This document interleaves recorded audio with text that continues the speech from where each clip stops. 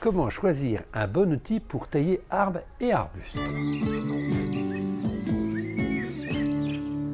Commençons par les plus petits outils, le sécateur. Alors le sécateur, vous pouvez avoir différentes formes et surtout différentes grandeurs lorsque vous allez vous le procurer.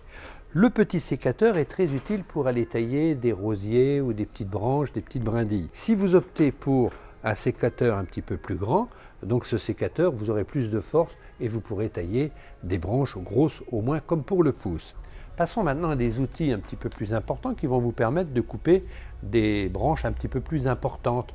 Au moment où vous taillez vos rosiers en fin de saison, lorsque les branches sont assez grosses ou un rosier grimpant, vous avez besoin d'un outil et avoir un petit peu de force comme ça pour pouvoir les actionner. On les appelle communément des coupe-souches ou alors des modèles un peu plus importants avec des lames qui cisaillent fortement votre rosier ou vos arbustes, votre buddleia par exemple. Ça va vous permettre de faire une coupe nette.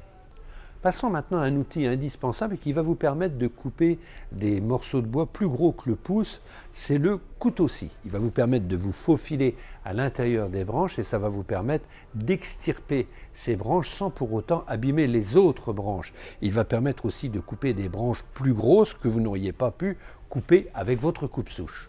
Maintenant, si vos branches sont à plus de 2 mètres d'auteur, au lieu de monter sur un escabeau, vous avez toujours la possibilité d'utiliser un échinoir qui va vous permettre de couper les branches à distance sans monter sur un escabeau. Et puis si vous avez quelques arbres d'alignement, donc vous êtes obligé de couper des branches grosses comme le poignet, servez-vous d'une petite tronçonneuse. Il en existe de fort intéressantes maintenant, puisqu'elles sont à batterie légère, vous pourrez même monter dans l'arbre en toute sécurité. Maintenant, nous allons passer dans le jardin.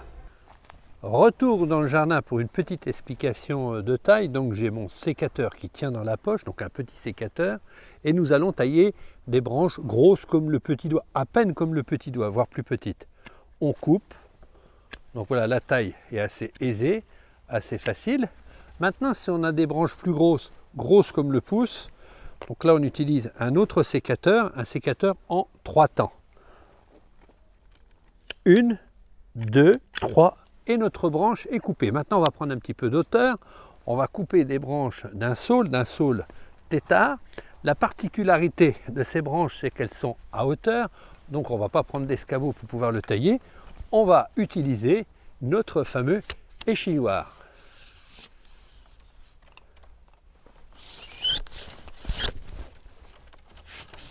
Donc, ça se coupe assez facilement, sans monter à l'échelle. Vous l'avez compris, pour que vos tailles soient un jeu d'enfant, surtout adaptez bien vos outils par rapport aux arbres et arbustes que vous possédez dans votre jardin.